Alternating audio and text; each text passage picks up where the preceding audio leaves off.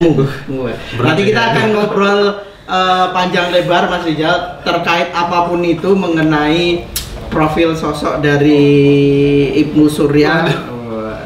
Nanti sebenarnya saya nggak nyiapin pertanyaan khusus atau apa kayak gitu, jadi ya sebenarnya hampir kurang lebih sekitar berapa ya, 2014 2015 mungkin sekitar 5 tahun mengenal sosok dari Pak Ibnu, lebih pengen mendekatkan diri aja sih sebenarnya gitu, pengen ngobrol-ngobrol mungkin termasuk teman-teman mahasiswa PCR juga yang dosen walinya kayak gitu, anak-anak walinya atau yang diampu mata pelajarannya atau apa, banyak yang belum mengenal kayak gitu sosok dari Pak Ibnu itu seperti apa gitu, yang misalnya diam-diam ternyata menghanyutkan atau diam-diam ternyata wah kita nggak tahu di belakang layarnya seperti apa gitu, termasuk adik-adik calon mahasiswa baru yang mengambil yang kemarin sudah daftar ulang di jalur PSUD dan ngambil jurusan teknik informatika, siapa tahu nanti ketemu sosok Pak dosen yang diam-diam menghanyutkan kayak gitu.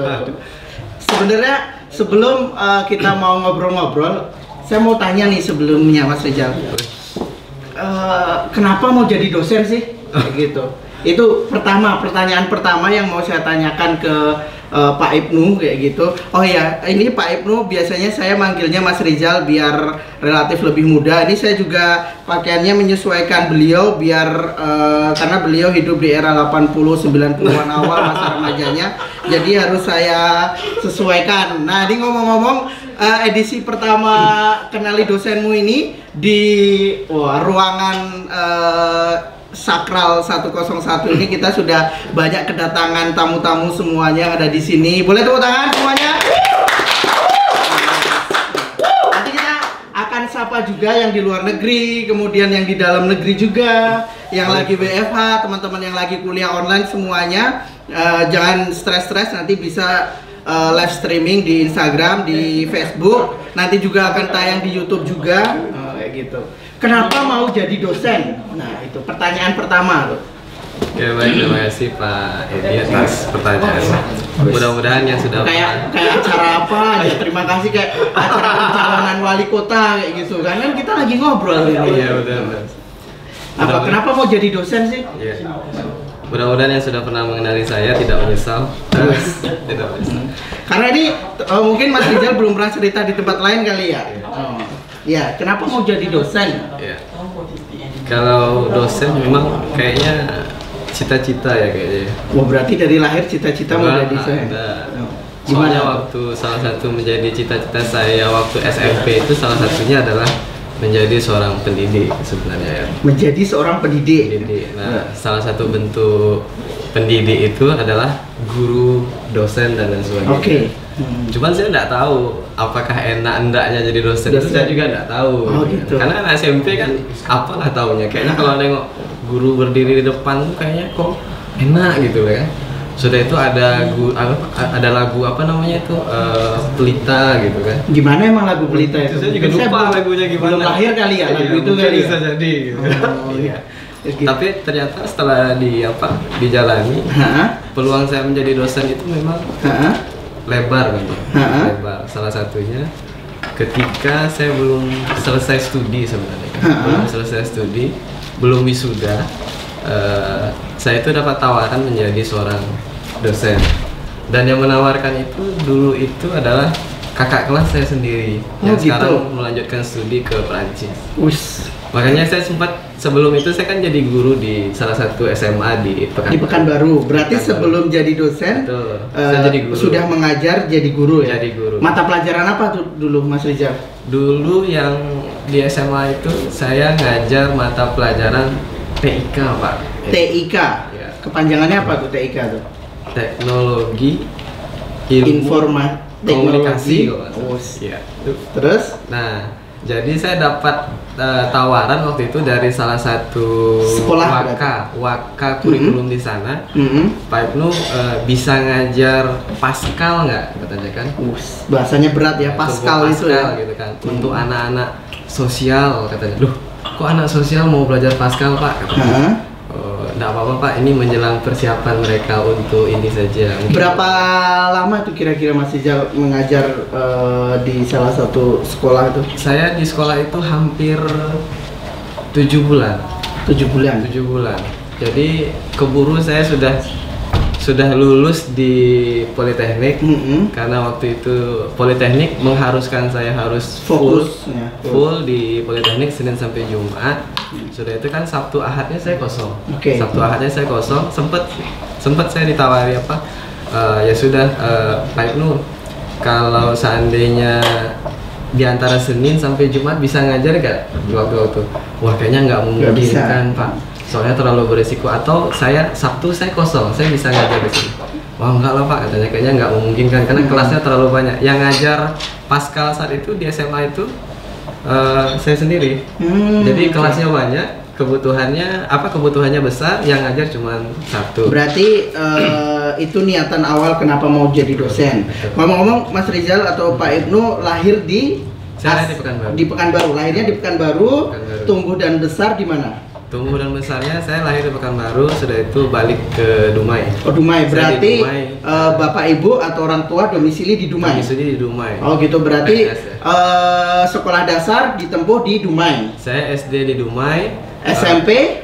SD berapa masih ingat ya? Saya SD Negeri 025 Teluk Bijay. Oh, itu warga Dumai, teman-teman yang dari Dumai. Nah, itu SMP-nya di mana kira-kira? SMP saya ada 2 kali, satu di pesantren, satu lagi di SMP Pekanbaru. Oh, di Pekanbaru. Berarti SD di Dumai, SMP di Pekanbaru, SMA saya ada 2 wilayah.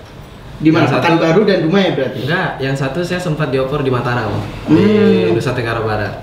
Saya sempat sekolah di namanya SMA Negeri 1 Labuapi Mataram. Kenapa bisa nyasar sejauh itu tuh? Itu gara-gara saya lulus dengan nilai NEM terkecil gitu kan. Oh, iya, gitu. akhirnya terlempar saya ke Lombok. Kelihatan ya umurnya ya, masih menggunakan NIM. Ya. Terus habis dari Mataram, dari Lombok, karena waktu itu ada masalah konflik daerah ya, akhirnya saya harus pulang. Ayah saya menyarankan waktu itu ke Jogja saja atau di Denpasar. Tapi saya itu kan tipe orang rumahan ya, kayaknya agak sulit keluar dari Riau karena dulu mainnya kan kalau nggak Dumai, Pekanbaru, balik lagi ke Dumai, tahu-tahu tiba ke Mataram. Kan ada berapa pulau tuh, Sumatera, Jawa, Denpasar, Bali, ya Denpasar, habis itu baru Lombok. Kan? Nah itu akhirnya jauh juga ya. Saya balik lagi ke akhirnya ke Dumai. Ke Dumai. Saya balik ke Dumai. SMA berapa di Dumai? SMA itu saya masuk ke SMA favorit, SMA Negeri 2 Dumai. SMA favorit ya. Dumai. Itu sampai saat ini masih favorit juga atau gimana? Seharusnya masih. Oh, harusnya masih. Banyak juga tenaga pengajar PCR juga ada yang juga alumni dari SMA 2 Dumai ya. Ada. Nanti kapan-kapan di program Kenali Dosenmu nanti kita akan bahas juga. Nah, lulus dari SMA Mas Rizal Pak Ibnu tahun berapa ya lulus SMA ya? Saya itu lulus SMA tahun 2001 Pak Ibnu. Lulus SMA 2001. Iya. Berarti Pak Ibnu kelahiran tahun berapa? 70? Kira-kira kalau lihat dari wajah saya ini kelahiran berapa nih? 79 ya. 79 berarti ya? Saya kelahiran tahun 83 Pak Ibnu. Hah? Tahun 83. 83 berarti ya 83 saya belum lahir juga mungkin ya. Orang tua saya baru menikah juga tuh mungkin ya. Nah, tadi sudah alasan pertama mengapa mau jadi dosen kayak gitu dalam tanda kutip pengajar kayak gitu. Terus kemudian kalau habis dari SMA kemudian melanjutkan kuliah di Pekanbaru dulu waktu itu. Saya lanjutin kuliah S1 di Pekanbaru. Di Pekanbaru. Ya salah satu di Universitas Negeri di sini. Di sini kemudian lanjut sekolah lagi di Bandung ya waktu itu ya. Alhamdulillah sampai saat ini fokus untuk mengajar. Nah, banyak yang nanya juga ke saya, hobinya Pak Ibnu tuh apa sih diam-diam menghanyutkan? Pak Ibnu punya hobi nggak sih Pak Ibnu? Hobi saya dulu yang paling sering saya tulis itu adalah berpetualang. Berpetualang. Nggak tahu kenapa juga aneh gitu. Pokoknya senang. Memang perpetualangannya seperti apa yang pernah dilakukan Pak Ibnu? Dulu saya juga nggak tahu ya, waktu di Lombok itu saya pernah manjat Bukit Pengsong namanya. Itu di daerah Labu Api di Nusa Tenggara Barat. Nggak tahu kalau teman-teman di Lombok masih ingat atau enggak. Saya sampai ke bukit ya, pernah sampai, dan saya senang saja jalan sampai ke puncak bukit itu, melihat kota Lombok dari atas. Setelah itu saya turun saja. Bayangan saya kadang kalau seandainya tegak di atas tuh kayaknya kok bisa lihat semuanya gitu loh kan. Itu kan udah lama banget. Udah lama banget kayaknya. Terus sampai saat ini masih mau mengoreksi hobinya nggak? Atau masih berpetualang juga? Kalau sekarang kayaknya saya coba untuk menurunkan ke anak kayaknya. Oh gitu. Jadi makanya anak-anak saya kan sekolahnya juga sekolah-sekolah unik. Iya. Itu ya salah satunya. Oke. Itu berpetualang hobinya ya. Kalau petualangan cintanya, Mas Rizal berkeluarga tahun berapa ya kira-kira ya? Saya menikah ya. Menikah. Saya menikah termasuk usia muda kayaknya. Pernikahan dini nggak? Ada. Maksud dini atau enggak tahu ya. Saya yang jelas waktu itu pengen menikah. Pinginnya sih waktu itu ketika saya sebelum wisuda pengen menikah. Cuman orang tua saya nggak setuju. Orang tua saya bilang apa namanya? Sekolah dulu gitu. Bukan, ingus saja belum bisa dilap masa disuruh menikah. Kamu nih gimana? Cari kerja dulu katanya. Oke. Karena saya udah dapat tawaran di Politeknik, alhamdulillah saat itu.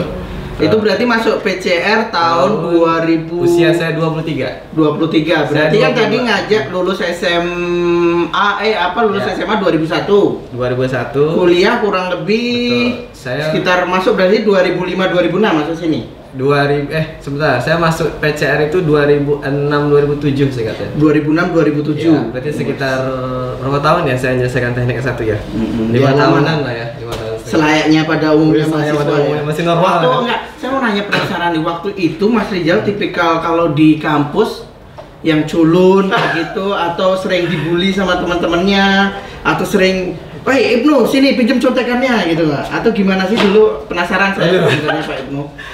Tipikal kalau sekarang kan diam-diam tapi ngeselin juga kayak gitu kan.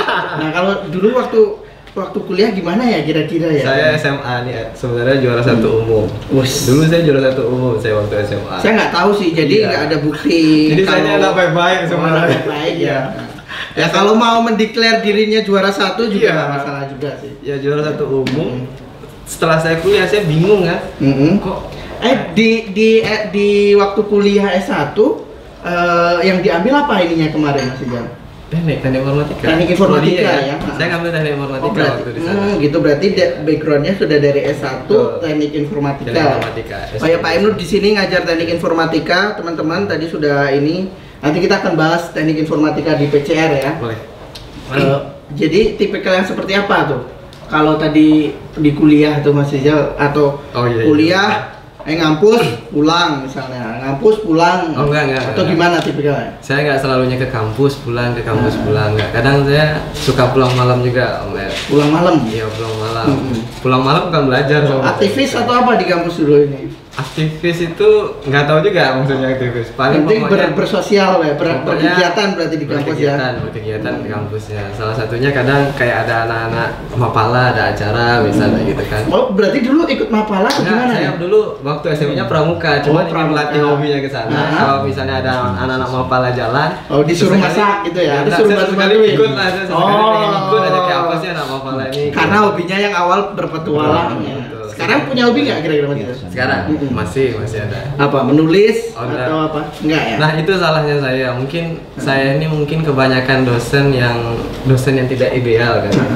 Emang dosen ideal seperti apa ya? Bayangan saya kan waktu saya mengikuti beberapa pelatihan dosen itu kan memang dosen itu yang pertama adalah layaknya seperti seorang pendidik. Artinya dia memulai contoh itu dari diri dia, itu yang pertama.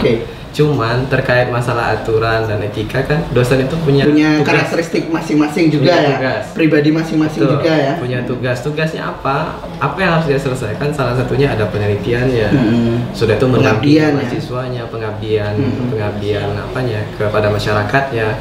Setelah itu ada kira-kira mengajarnya seperti apa, dan kita harus berupaya selalu menjadi kira-kira mahasiswa kita ini nyaman nggak mengajar dengan kita? Saya nggak tahu, mungkin saya khawatir jangan-jangan beberapa alumni yang sudah pernah saya masuk di kelas itu sekarang yang sudah selesai jangan-jangan kecewa sama saya. Wah Pak, lu ternyata begini katanya. Kalau tahu gitu ya gini katanya. Itu salah satunya.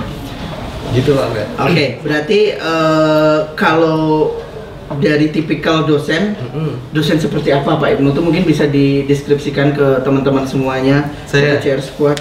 Saya apa termasuk yang galak atau yang ya udahlah atau gimana?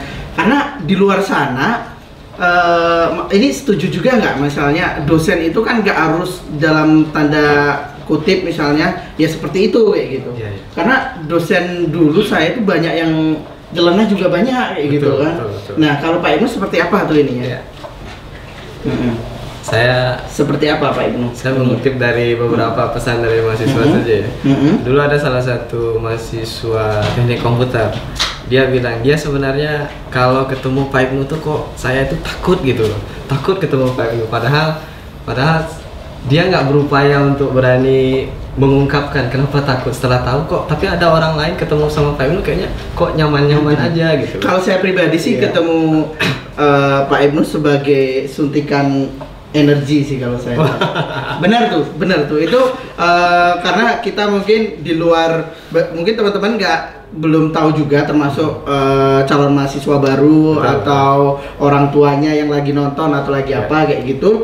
Selain beliau ngajar di teknik informatika, beliau juga sekarang ini diamanahkan menjadi tim penerimaan mahasiswa baru juga. Ini sudah kali kedua berarti ya Pak Ibnu ya. Tahun kemarin dan tahun ini kayak gitu. Jadi kurang lebih hampir 2 tahun belakangan ini relatif intens berkomunikasi, dan ketika misalnya komunikasi sih kayak merecharge energi kayak gitu sih. Kalau sama Pak Ibnu lebih hening, lebih apa. Nah, ini ada pertanyaan juga nih dari teman-teman nih. Ini banyak nih yang nanya nih. Ada Om Demski yang di Jepang, Om Demski, Pak Yuanda nanya ini. Cerita jadi dosen favorit gimana kayak gitu. Ceritanya. Emang saya nggak tahu nih pertanyaan. Emang yang saya mau klarifikasi, emang pernah jadi dosen favorit ya? Nggak tahu juga. Kalaupun nggak pernah, anggap aja pernah lah kayak gitu. Jadi gimana kiat menjadi cerita dosen favorit nih? Ini Om Demski, Pak Yuanda yang nanya nih. Pak Yuanda salah satu dosen juga, staf pengajar di Politeknik Altekrio. Beliau lagi sekolah S3 di Jepang. Semoga sehat-sehat Om Demski di sana. Apa tuh? Nanti ini saya bacakan juga pertanyaan yang lain. Saya kalau nggak Pak Yohana, saya ngaku kalah sama Pak Yohana. Karena waktu itu saya masuk 3 besar sebagai dosen favorit. Oh gitu. Bedanya Pak Yohana. 3 besar berarti satu. Saya nggak tahu apakah saya nomor 3. Oke. Pokoknya kandidatnya ada Pak Ibnu, Pak Yuanda, Om Demski, sama satunya siapa lagi tuh ini? Satu lagi. Pak Isan mungkin. Pak Isan kan selalu menjadi favorit. Lupa saya. Oh pokoknya 3 kandidat. Cuman waktu itu saya agak apa ya? Aduh. Nggak enak jadi 3 besar nih katanya. Kenapa Pak Ibnu kalau nggak salah Pak Yohana? Pak Yohana jadi dosen nomor 1 favorit, dapat hadiah pena. Saya masuk 3 besar nggak dapat ini. Saya nanti mau dosen favorit nih berarti kan. Yang mau dosen favorit nomor 1 gitu kan. Waduh. Tapi paling tidak kan sudah pernah menjadi kandidat. Tapi itu saya nggak tahu loh. Beliau jadi kandidat dosen favorit tuh. Iya, saya juga nggak tahu kriterianya apa. Oh itu jadi ceritanya itu Om Dems. Kandidat dosen.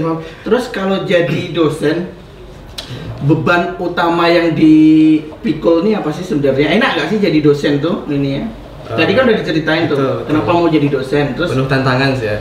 Iya. Apalagi era-era milenial, teman-teman PCR Squad yang sekarang kan lebih interaktif, lebih banyak inovasi, terus paradigmanya juga luas juga kayak gitu kan.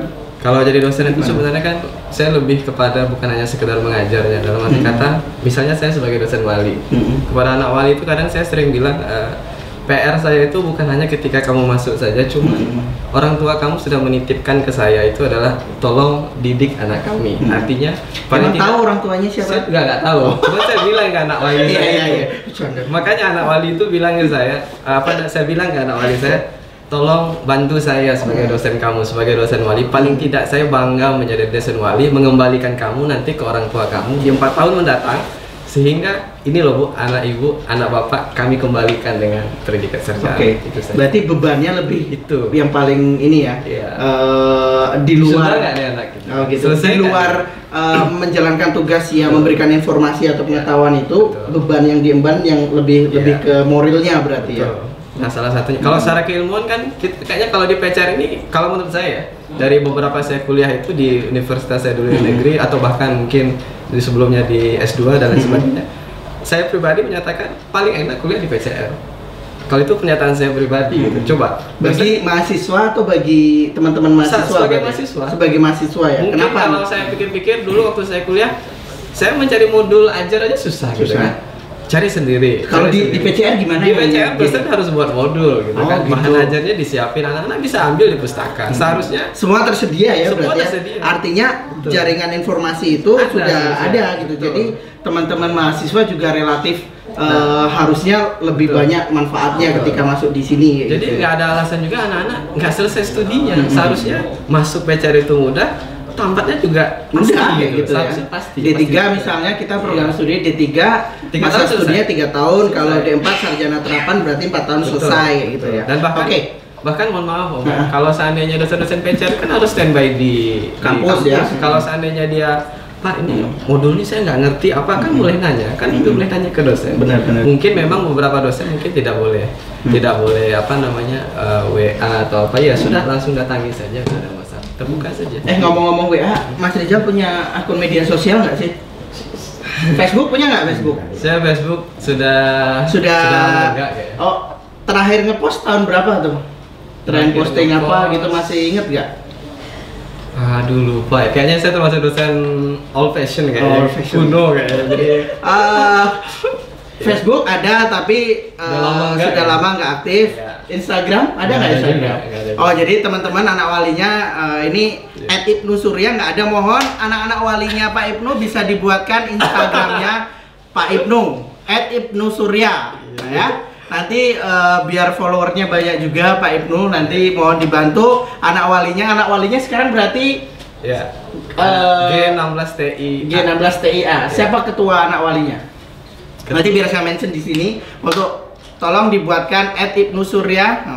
Oke, itu ya, berarti Facebook nggak ada, Instagram nggak ada, terus apa lagi itu? Apa lagi ya? WA ada tapi ya, WA ya? WA. Oh WA ada, berarti karena komunikasinya intens. Ya. Saya mau bacain pertanyaan lagi ya. Tadi dari Pak Yuanda di Jepang, sekarang ada, ini Bu Uki nih, Bu Uki mau tanya, Bu Uki di negara bagian, di New Zealand. Ya. New itu baru, Zealand itu ya itulah pokoknya. Halo Bu Uki. Ini pertanyaan dari Bu Uki. Nah Bu Uki tadi pertanyaan hampir sama kayak saya nih, karena apa kesan pertama ketika bertemu sama Mas Rizal, orangnya yang kalem dan lain sebagainya. Ini kalau Bu Uki pertanyaannya, kiat sabar menghadapi mahasiswa Pak Ibnu. Nah, ilmu sabarnya level tinggi. Memang salah satu yang kita jadi panutan kesabarannya itu Pak Ibnu, luar biasa. Apa kiat sabarnya tuh? Sabar ya. Saya juga bingung. Sabar ya kan macam-macam nih, sabar menghadapi mahasiswa. Kalau Bu Uki tadi sabar menghadapi mahasiswa, sabar dari kehidupan, mungkin kehidupan yang lain kayak gitu kan, dalam arti luas. Sabar menghadapi tanggal tua, itu kan kesabaran juga itu ya. Apa tuh kalau dari Bu Uki kiat sabarnya apa? Saya nggak ingat persis ya Om ya. Kalau saya nggak tahu versi sabar ini kan banyak ya. Saya masih ingat dulu beberapa orang awal di PCR ini, mungkin beberapa pimpinan di PCR itu. Sabar, omongannya juga pelan kalau Mas Rizal, mohon kalem. Jadi dulu itu kan rata-rata kita ini punya cita-cita untuk menajamkan pisau sebenarnya. Berat nih. Artinya kan agar pisau itu bisa dimanfaatkan oleh orang lain. Dan artinya memang tidak cukup dengan satu kali asah saja. Artinya harus diulang. Dan memang kadang menghadapi cobaan anak-anak kita ini kadang memang saya membayangkan diri saya dulu. Mungkin jangan-jangan sampai saya pada posisi ini merefleksikan dulu kali ya kayak gitu ya. Guru saya dulu, dosen-dosen saya dulu mungkin jauh luar biasa sabarnya menghadapi saya. Artinya saya paling tidak belajar dari mereka bagaimana saya juga harus oh ternyata anak-anak ini punya tabiat itu yang berbeda, tidak bisa sama satu sama lain. Ada yang satu kali aja tuh cepet, ada yang kadang nggak diajar, dia pula bertanya sama kita. Akhirnya memang kita harus, ya sudah, mereka ini aset kita gitu. Paling tidak pun mereka mengucapkan terima kasih kepada kita. Suatu masa ketika dia berhasil, dia tahu, oh kayaknya ada itu orang Pak tua. Ibnu. Oh, ada orang tua yang pernah mendidik kami. Karena nggak ada misalnya kalau jadi guru atau dosen nggak ada yang mantan dosen atau mantan guru berarti ya? Nggak ada. Nggak ada ya? Nggak ada. Itu Bu Uki dari New Zealand, apa kabarnya? Mohon kirimkan coklat Bu Uki untuk kami semua. Ini saya bacakan pertanyaan lagi ya. Oke, dari Babang Tamfan. Nah, ini dari Babang Tamfan alias Juli Hartua. Enggak bertanya sih. Ini ya. Hanya statement saja, pernyataan. Dosen awak nih katanya. Yang selalu kasih masukan secara rohani dan soft skill. Berarti Mas Rizal mungkin bisa dibilang kayak apa? Pemberi masukan di ini. Apalagi yang saya mau bacakan ya. Ini Pak Ibnu, ada yang bertanya mengenai selain jadi beban moral tersebut kalau jadi dosen, karena kompetensi dosen kan beda-beda gitu kan. Nah, saya juga sebenarnya hampir berinteraksi selama 2 tahun intens di PMB juga. Saya nggak tahu nih sebenarnya Mas Rizal ini keahlian utamanya fokusnya di apa nih kalau misalnya mengajar nih? Keahliannya. Kompetensinya apa sih Mas Rizal ini sebenarnya? Kalau di PCR, saya kan digabung di Prodi TI. TI itu teknik informatika ya, bagi teman-teman mahasiswa baru juga supaya paham juga TI teknik informatika. Jadi kompetensi saya itu saya join dengan KBK OSCN, Operating System Computer Network. Jadi yang ngurus-ngurus ya sistem operasi, sudah itu ngurus-ngurus masalah jaringan multimedia, mengajarnya di sana Om. Oh gitu, lebih fokusnya di situ ya? Lebih fokusnya di sana. Jadi kalau mengajar rata-rata saya di 2 bidang itu, operating system, sistem operasi. Sudah itu tambahan satu lagi yang baru kemarin itu adalah organisasi arsitektur komputer. Artinya itu mata kuliah yang tidak diminati. Berarti sejak gabung di PCR langsung masuknya di program studi teknik informatika? Kalau masuk PCR pertama dulu kan TI kayaknya baru mulai. Gitu. Saya waktu itu digabung TI 2006 ya? 2006-2007 ya kali ya? 2006-2007 ya, benar. Cuman kan awal-awal saya masuk PCR itu saya digabungin di TK kalau nggak salah. TK Teknik Komputer. Berarti waktu awal masuk belum langsung tune in di Teknik Informatika berarti ya? Di Teknik Komputer dulu berarti. Habis itu baru pindah home base-nya resmi di Teknik Informatika tahun berapa kira-kira? Home base-nya di Teknik Informatika tuh saya tahun berapa ya? 2010 atau 2011 kayaknya. Seingat saya seperti itu. Karena kayaknya sekitar 2010-2011 Jadi saya mulai gabung ke TI. Setelah itu saya mulai fokus ke TI, ngajar beberapa anak TI. Ya mainannya kalau nggak sistem operasi di TI, organisasi komputer TI, sudah itu jaringan multimedia. Oke. Selama mengajar di Teknik Informatika, kesan apa yang tidak pernah terlupakan sampai saat ini kayak gitu? Entah apapun itu, misalnya mahasiswa atau staf dosen atau yang lainnya lah kayak gitu. Misalnya kesan wah lagi masuk ternyata ketemu siapa atau apa, atau kena kejadian lucu apa, itu ada nggak? Yang sampai saat ini selama berarti karir Pak Ibnu di dosen sudah 2006-2007, sekarang berarti sekitar 13 tahun berarti ya? 13 tahun saya, 2000 berapa? 7 ya masuk ya? Ya sekitar 13 tahun. Ya 13 tahun. Apa kira-kira? Lama juga kayaknya 13 tahun, kayaknya nggak kerasa kayaknya. 13 tahun ya. Kesan ya? Kesan atau pengalaman apa yang masih sampai sekarang tuh masih terngiang-ngiang kayak gitu? Yang kesan yang paling saya ingat itu waktu di TI itu ngajar TI ya. Ngajar TI itu adalah anak-anak TI 2006. Anak-anak TI 2006 berarti generasi pertama ya? Generasi pertama. Oke. Itu saya teman-teman alumni dari 2006 anak TI. Nah, ya, jadi waktu itu anak TI ini saya masih ingat. Itu unik-unik memang. Saya lagi mengajar praktikum di depan. Tidur? Enggak, mereka nggak tidur. Mereka ini luar biasa sebenarnya. Anak-anak hebat nih sebenarnya. Artinya memang saya mengajar di depan, mereka main payung di belakang. Main payung, tarik-tarik leher. Masih ingat nggak siapa namanya tuh? Aduh.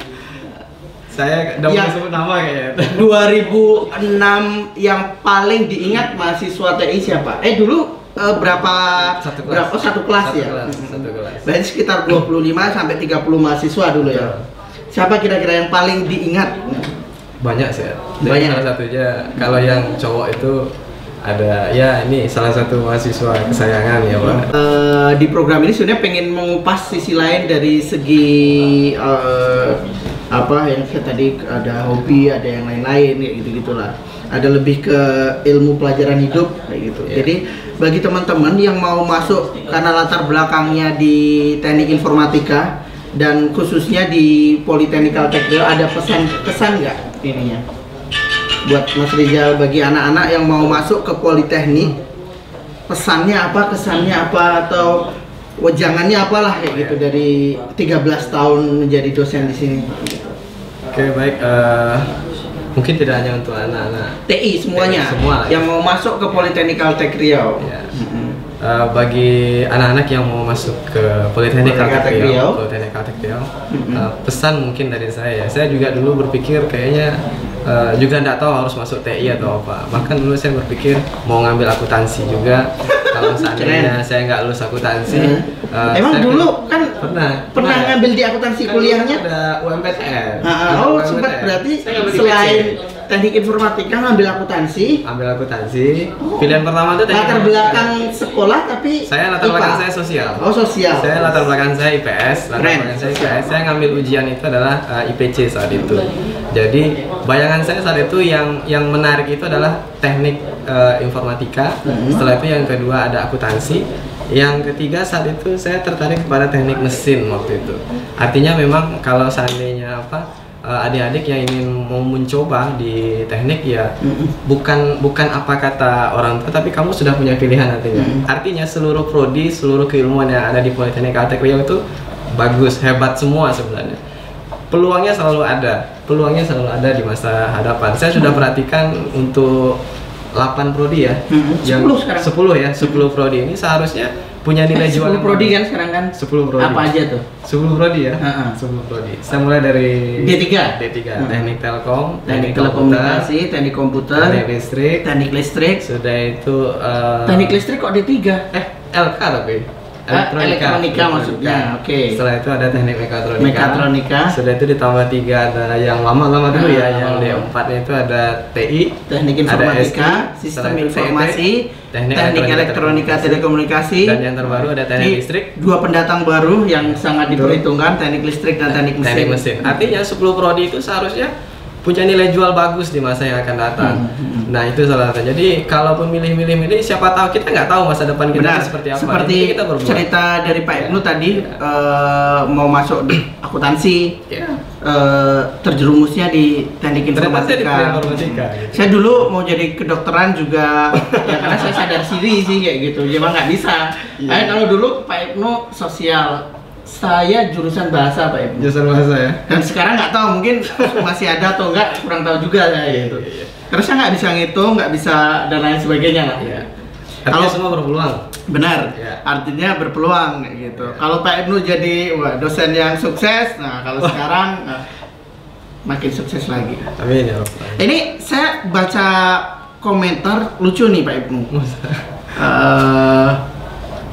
Sebentar, saya lupa. Nah, ini dia dari Hidayatullah. Aku pikir Bapak ini pegawai perpustakaan. Berarti Pak Ibnu mungkin secara tingkat kepopuleran di kampus mungkin belum selevel dewa berarti ya. Belum selevel dosen yang lain. Berarti tipikal Pak Ibnu kalau dari pribadi lebih tertutup atau periang, atau yang tadi diam-diam menghanyutkan terus hanyut beneran kayak gitu kan? Saya bukan tipe orang yang suka diam-diam, itu nggak suka. Nggak suka. Tapi kalau seandainya ada mahasiswa atau apa yang bilang saya perpustakaan, saya justru senang. Mungkin berarti secara popularitas kayaknya mereka lebih mengenal saya sebagai seorang intelektual yang baca gitu ya. Meskipun ngadem mungkin ya di perpustakaan. Jadi lucu nih. Dikiranya tadi sebagai itu, makanya saya mau menggali lebih ke Mas Rizal. Mungkin ini sudah hampir 40 menit kita ini, mungkin sekitar 5 menitan lagi sebelum kita akan tutup. tadi hobi, selain hobi udah kita bahas, keluarga juga udah. Alhamdulillah Mas Rizal sekarang berapa putra putrinya Mas Rizal? Saya tadi berkeluarga belum dijawab, tahun berapa ya? Saya berkeluarga tahun 2009. 2009. Ya. 2 tahun setelah saya diangkat sebagai dosen tetap ya di PCR. Oke. Ya. Sudah dikaruniai. Saya dikaruniai 4. Alhamdulillah. Oke. Domisili sekarang di mana Mas Rizal tinggalnya? Saya domisili saya sekarang di Jalan Hang Tuah Ujung. Hang Tuah Ujung, berarti kalau ke Rumbai melewati sungai. Negara 3 bagian ya. Negara 3 bagian. Rumbai ada 2 sungai. Ada ini ya. 2 sungai ya. Sungai Zahir. Satu lagi Sungai Siak, sama aja kayaknya. Oh, gitu. Ini satu lagi pertanyaan Mas Rizal. Kalau buat Pak Ibnu, nah ini. Kalau buat Pak Ibnu, syarat untuk menjadi mahasiswa yang baik seperti apa? Mahasiswa yang baik. Mahasiswa yang baik. Mahasiswa yang baik nih macam-macam ya kategorinya. Mungkin secara umum. Ya. Bagi saya mahasiswa yang baik itu adalah dia tanggung jawab terhadap masa depannya.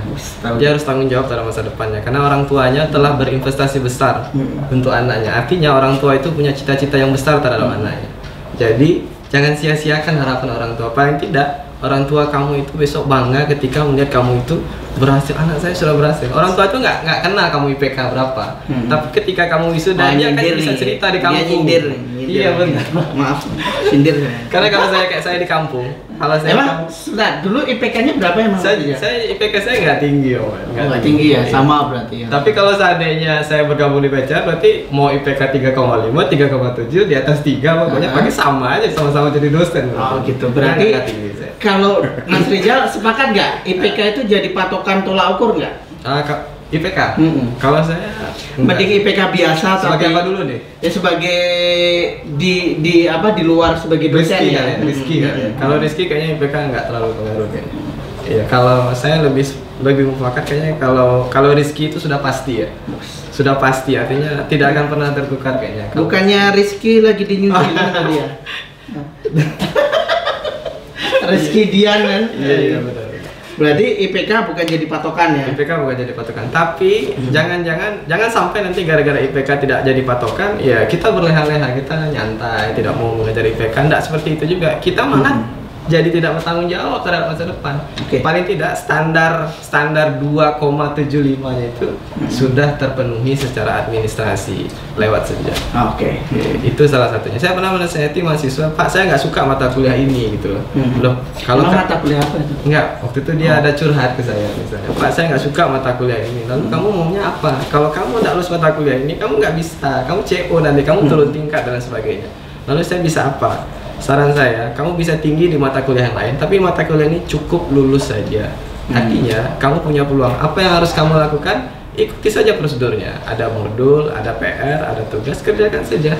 Ada aturan yang ditetapkan oleh dosen, ikuti saja. Seharusnya kalau kamu ikuti dengan baik, tidak ada masalah. Artinya, kalaupun seandainya ada, saya nggak ngerti pertanyaan ini, tanya dosennya.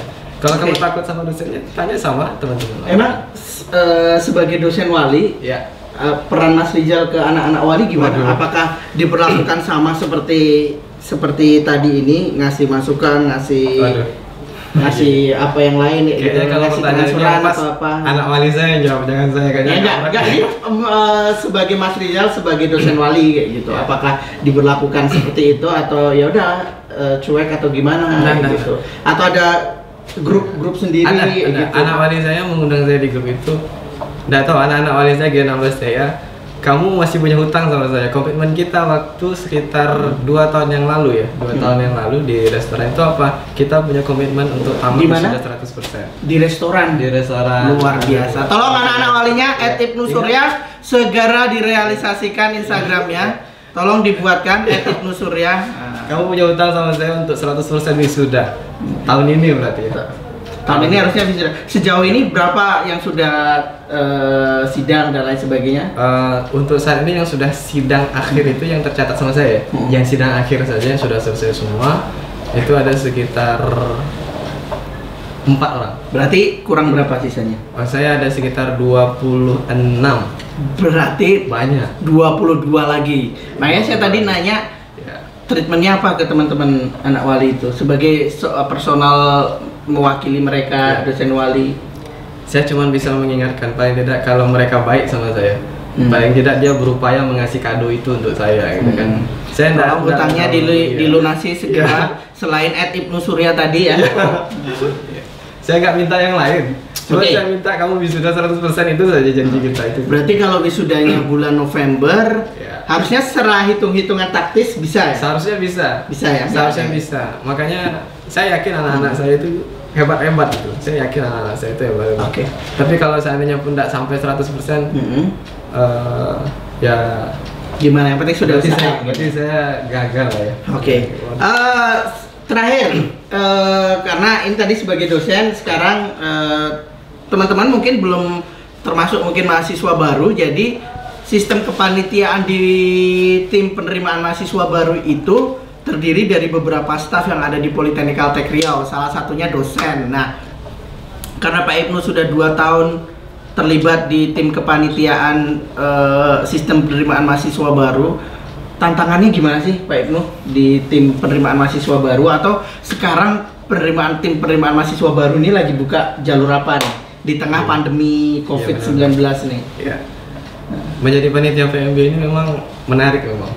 Karena gimana nih? Iya, apalagi kondisi sekarang ini saya itu apa ya? Waduh, curhat nih. Aduh, gimana? Iya, memang kalau bahasanya tracknya masih bagus. Kalau menurut saya kayaknya masih bagus lah ya, masih bagus. Sudah itu memastikan ke anak-anak itu bahwasanya tidak ada pilihan lain tuh kecuali di Politeknik itu kayaknya memang tidak mudah memang. Artinya saya punya keyakinan anak-anak di luar sana itu pingin masuk BCR itu sebenarnya, pingin masuk BCR itu.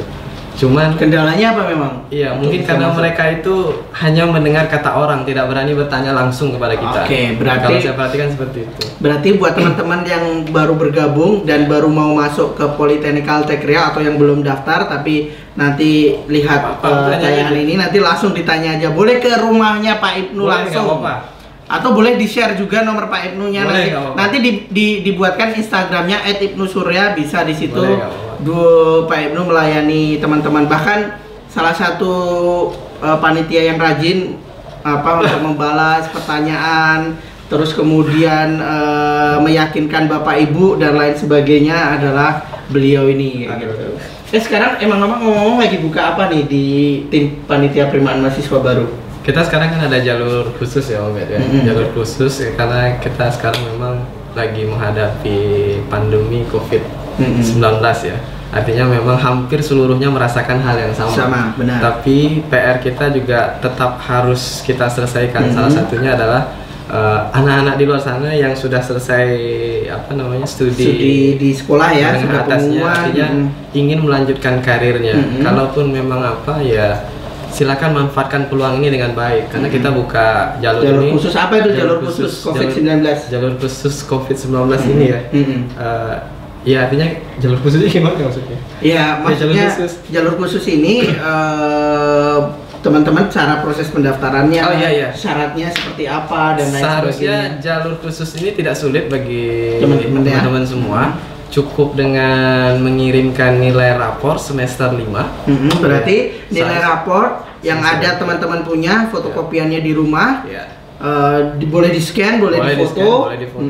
Setelah itu nanti ada surat pengantar ya. Pengantar nanti berarti kalau mau daftar di mana tuh Pak Ibnu? Silakan kunjungi website resmi kita di pmb.pcr.ac.id. pmb.pcr.ac.id atau bisa langsung nanti kalau bingung DM aja di Instagramnya Politeknik Altek Riau, atau boleh komen di Facebook, Messenger di Facebook juga boleh, telepon juga boleh juga kayak gitu ya. Kurang lebih itu aja obrolan kita sore hari ini. Terakhir karena besok kita sudah malam ini ya. Malam ini. Masya Allah. Besok kalau Mas Rizal mau nanti saya traktir makan siang. Makasih Om. Oke, karena besok kita sudah menyambut bulan suci Ramadan, kita juga mengucapkan selamat menunaikan ibadah puasa. Kalau sekarang 1441 Hijriah. Luar biasa. Mohon maaf kalau misalnya ada salah-salah kata dan lain sebagainya. Kalau program PMB, insya Allah nanti kita akan tetap berlanjut. Mohon maaf Pak Ibnu kalau misalnya salah-salah kata. Sama-sama. Termasuk teman-teman semuanya, nanti kita akan ketemu lagi di program Kenali Dosenmu minggu depan hari Kamis. Kita belum tahu nanti surprise. Kita juga mau merencanakan kalau kita kenali dosenmu dengan teman-teman pengajar yang di luar negeri juga, ya, gitu. Bisa jadi ya, gitu. Nanti kita akan ngobrol bareng. Intinya jangan lupa follow Instagram Polytechnical Tech Riau @Polytechnical Tech Riau. Nanti Pak Ibnu juga akan dibuatkan Instagram @ibnusurya. Jangan lupa bagi teman-teman adik-adik wali kelasnya, wali apa ya namanya ya? Dosen wali, anak-anak dosen wali. Mungkin itu saja dari kami. Sekarang sudah selamat sore. Wassalamualaikum warahmatullahi wabarakatuh. PCR semangat pasti.